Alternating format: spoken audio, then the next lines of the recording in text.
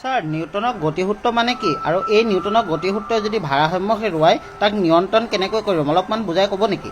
Good question, it's a very good question. ঠিক আছে, এতিয়া আমি উদাহৰণ ল'ব লাগিব বলোৰামৰ জীয়েক নিৰ্মালী অৰ্থাৎ এন। নিৰ্মালীয়ে যেতিয়া একেটা সময়তে একেটা মোবাইল ফোনৰ পৰাই তাইৰ বয়ফ্ৰেণ্ড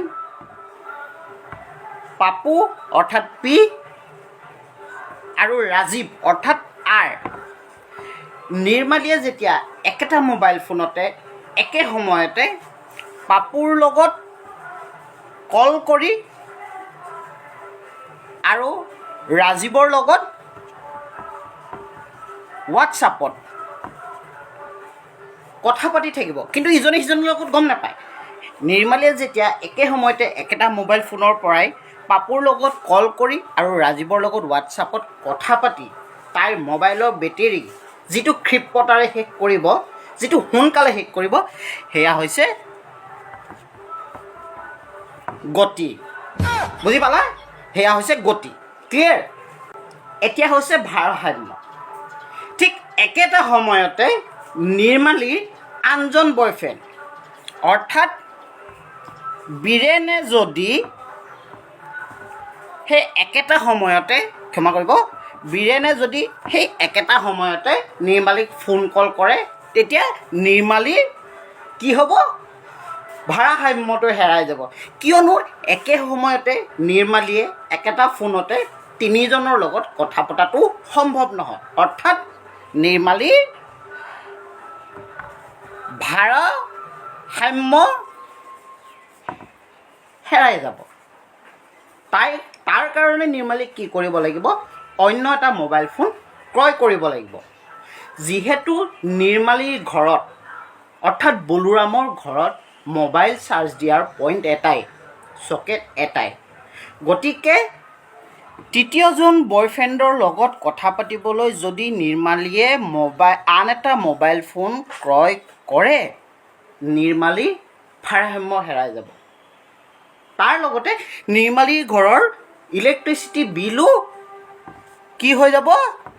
বাঢ়ি যাব, অৰ্থাৎ গতি ল'ব।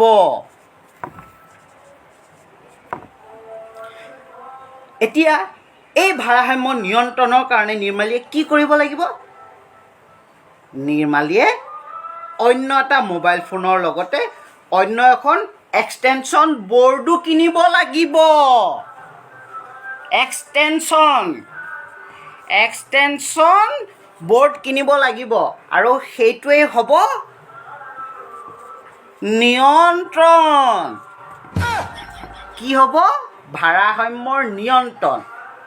কিন্তু নিৰ্মালীৰ ঘৰৰ ইলেক্ট্ৰিচিটি বিল কি হ'ব? দুগুণ বাঢ়ি যাব। কাৰণ নিৰ্মালীয়ে যোৱা মাহত কেৱল পাপু আৰু ৰাজীৱৰ লগত যদি কথা পাতি ইলেক্ট্ৰিচিটিৰ বিল 300 টকা কৰিছিল, এক্সটেনশ্যন বৰ্ডৰ সহায়ত ভাৰসাম্য নিয়ন্ত্ৰণ যদি তেওঁ কৰে, তেওঁ ইলেক্ট্ৰিচিটি বিল 300ৰ আধা 150, অৰ্থাৎ প্ৰত্যেকজন বয়ফ্ৰেণ্ডৰ বাবদ তেওঁ 150 টকাকৈ ইলেক্ট্ৰিচিটি বিল হ'লে এই মাহত নিৰ্মালীৰ ইলেক্ট্ৰিচিটি বিল হ'বগৈ 450 টকা।